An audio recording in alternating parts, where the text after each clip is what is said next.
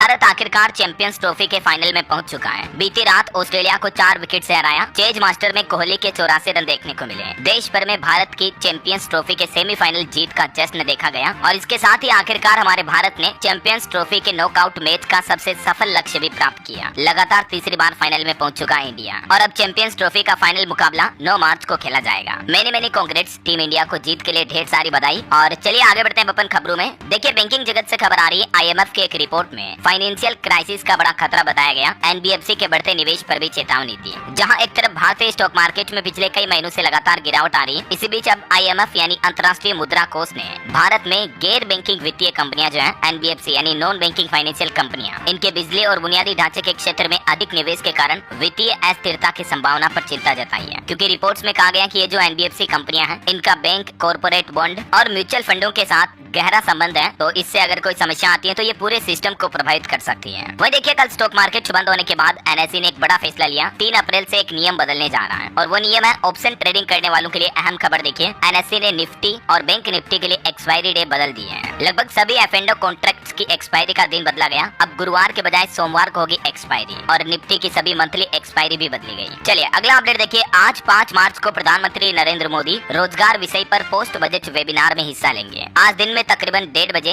Video conferencing के माध्यम से कार्यक्रम का आयोजन होगा। इससे पहले कल भी PM ने पोस्ट बजट वेबिनार को संबोधित किया और प्रधानमंत्री बोले कि MSME की संख्या भारत में 6 करोड़ के पार पहुंच चुकी है, जिससे कि हमारे देश में रोजगार के अवसर बढ़ रहे हैं। मोदी बोले कि बिजनेस को सरल बनाने के लिए 40,000 अनुपालन हटाए, जन विश्वास बिल 2.0 पर भी हम काम कर रहे हैं। और भी PM मोदी ने इस पोस्ट बजट वेबिनार को संबोधित करते हुए ये 7 बड़ी बातें कही हैं। प्रधानमंत्री के संबोधन की कुछ बड़ी बातें आप देख सकते हैं स्क्रीन पर। और इस दौरान PM मोदी ने एक और बड़ी घोषणा की। कहा कि पहली बार उद्यमी बनने वाले 5 लाख लोगों को 2 करोड़ रुपए तक का ऋण यानी कि लोन मिल सकेगा। आपको पता होगा बजट में भी सरकार ने ये घोषणा की थी। तो इस प्लान का मुख्य उद्देश्य है जो पहली बार हमारे देश में कोई काम धंधा बिजनेस व्यापार शुरू करेंगे तो उनको 2 करोड़ रुपए तक का लोन भारत सरकार देगी, है ना। वही दोस्तों PM मोदी ने अपने गुजरात दौरे के दौरान वनतारा वन्य जीव बचाव, पुनर्वास और संरक्षण केंद्र का भी उद्घाटन किया। ये रिलायंस ग्रुप के वनतारा में PM मोदी ने तकरीबन 7 घंटे गुजारे। शेर के एक शावक को दूध भी पिलाया। चिंपैंजी, हाथी, जिराफ, डॉल्फिन के साथ भी कुछ अहम पल बिताए। ये कुछ तस्वीरें आप देख सकते हैं। चलिए अगला अपडेट देखिए। न्यू इनकम टैक्स बिल को लेकर खबर आ रही कि आयकर विधेयक पर चर्चा करने के लिए लोकसभा की प्रवर समिति की बैठक 6 और 7 मार्च को होगी और इस बैठक में सरकार ICAI समेत कई संस्थाओं से राय लेगी, चर्चा करेगी नए इनकम टैक्स बिल को लेकर। वहीं तेलंगाना टनल हादसे का अपडेट देखिए आप। क्षतिग्रस्त कन्वेयर बेल्ट चालू हुआ। हर घंटे तकरीबन 800 टन मलबा बाहर निकाला जा रहा है। 8 मजदूरों के रेस्क्यू का 11वां दिन कुछ यूं रहा। उम्मीद है कि अब जल्द ही मजदूरों को बाहर निकाला जा सकेगा। और बड़ी खबर देखिए, सुप्रीम कोर्ट ने सरकार से पूछा कि कितने दागी नेताओं को राहत दी। इलेक्शन कमीशन से भी चुनाव लड़ने से बैन हटाने या घटाने की जानकारी मांगी। 2 सप्ताह की मोहलत दी है सुप्रीम कोर्ट ने दागी नेताओं के चुनाव लड़ने के मामले पर। और वहीं दोस्तों हॉस्पिटल में इलाज को लेकर भी सुप्रीम कोर्ट ने कहा कि राज्य सरकारें सस्ता इलाज देने में नाकाम रही हैं, जिससे कि प्राइवेट अस्पतालों को बढ़ावा मिला।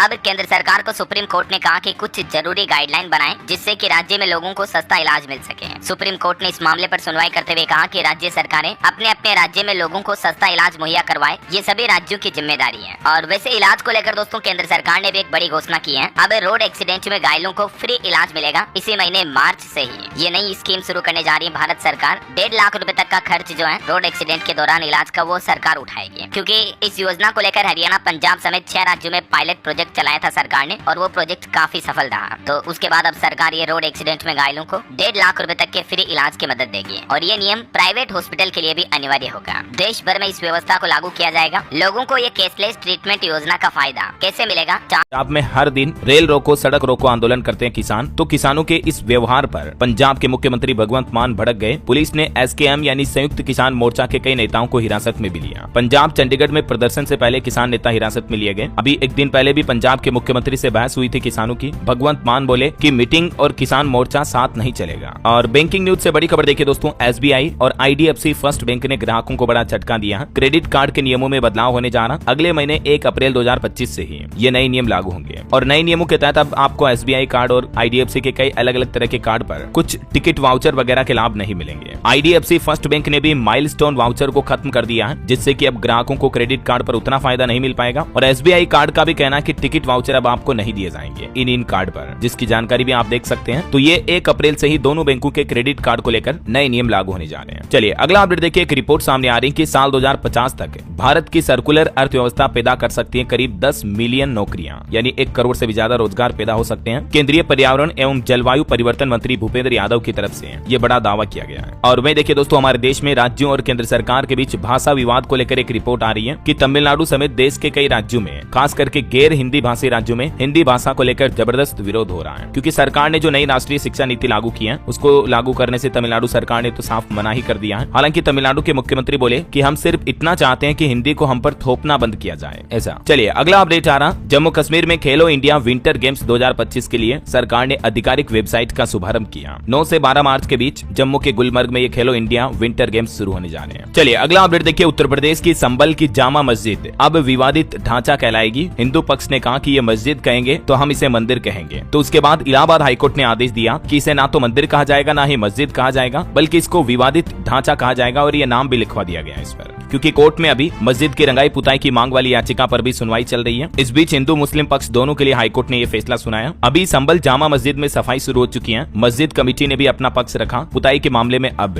10 मार्च को इलाहाबाद हाईकोर्ट सुनवाई करेगा। इस मामले पर मुख्यमंत्री योगी आदित्यनाथ ने भी कहा कि जो हमारा है बस वो हमें मिलना चाहिए, इसके अलावा कुछ नहीं चाहिए। विधानसभा में सीएम योगी बोले कि संबल में 68 तीर्थ को मिटाने की कोशिश हुई, हमने 54 को ढूंढ निकाला। सदन में सीएम योगी ने कहा कि 8 साल से उत्तर प्रदेश में नहीं लगा कोई भी नया कर, यानी नया टैक्स नहीं लगाया गया। पिछले साल का बजट श्री राम को समर्पित था। वहीं महाकुंभ की सफलता पर भी मुख्यमंत्री बोले कि 45 दिन 66 करोड़ से ज्यादा लोगों ने संगम स्नान किया, लेकिन एक भी अपराध नहीं हुआ। और मुख्यमंत्री योगी आदित्यनाथ की एक और बड़ी घोषणा देखिए दोस्तों, यूपी में अब मछुआ समाज की बेटियों को भी शादी के लिए 51 हजार रुपए दिए जाएंगे और पढ़ाई के लिए भी 50 हजार रुपए देगी योगी सरकार, जो मछुआ समाज की बेटियां हैं उनके लिए। और यूपी विधानसभा में देखिए नेता प्रतिपक्ष भी बोले कि सुरेश खन्ना कंजूस आदमी है, ज्यादा कहेंगे तो दिक्कत हो जाएगी। विधानसभा में एक विधायक ने गुटखा भी थूका। यूपी विधानमंडल के बजट सत्र का 9वां दिन कुछ यूं रहा। और इधर बिहार के पॉलिटिक्स से भी खबर देखिए आप। तेजस्वी यादव बोले कि बिहार सरकार खटारा, सीएम थका हारा। तो नीतीश कुमार ने भी जवाब दिया, कहा कि तुम्हारे पिता लालू को मैंने बनाया, तुम्हारी जाति वाले कहते थे ऐसा मत करो। ये कंट्रोवर्सी देखने को मिली बिहार विधानसभा में भी। इधर दिल्ली के पूर्व मुख्यमंत्री अरविंद केजरीवाल भी विपश्यना ध्यान में लीन होने जा रहे हैं। होशियारपुर के ध्यान केंद्र में रहेंगे ये 10 दिन। दिल्ली चुनाव में हार के बाद उनका ये पहला दौरा होने जा रहा है। चलिए अगली खबर देखिए। केंद्रीय मंत्री की बेटी से जो छेड़छाड़ का मामला सामने आया था हाल ही में, उस मामले में 4 आरोपियों को गिरफ्तार किया गया। 3 की तलाश जारी है। आदित्य ठाकरे बोले कि महिलाओं पर अत्याचार करने वालों को फांसी दो। वहीं खबर है दोस्तों, मध्य प्रदेश में 5 बड़े कारोबारियों के यहाँ पर आयकर विभाग ने रेड डाली। 100 करोड़ की जमीन खरीदी। उसके बाद इनकम टैक्स डिपार्टमेंट ने कार्रवाई की। एमपी के सतना में शादी के स्टिकर लगाकर ITR डिपार्टमेंट की गाड़ियां पहुंची। और सुप्रीम कोर्ट का एक बड़ा फैसला देखिए। किसी को मियां तियां या पाकिस्तानी कहना गलत जरूर है, लेकिन ये कोई अपराध नहीं है। सुप्रीम कोर्ट ने कहा कि धार्मिक भावनाएं आहत करना जैसा इस मामले में कुछ भी नहीं है और एक केस को खारिज कर दिया। सुप्रीम कोर्ट ने झारखंड के एक मामले की सुनवाई करते हुए ये महत्वपूर्ण बयान जारी किया। कहा कि ऐसे शब्द बोलना ये भले ही गलत हो सकता है, लेकिन भारतीय दंड संहिता की धारा 298 के तहत ये कोई अपराध नहीं है। तो किसी को ऐसे शब्द ना बोले, किसी को ठेस नहीं पहुंचनी चाहिए। वहीं सुप्रीम कोर्ट का एक और फैसला देखिए आप। मध्य प्रदेश में अब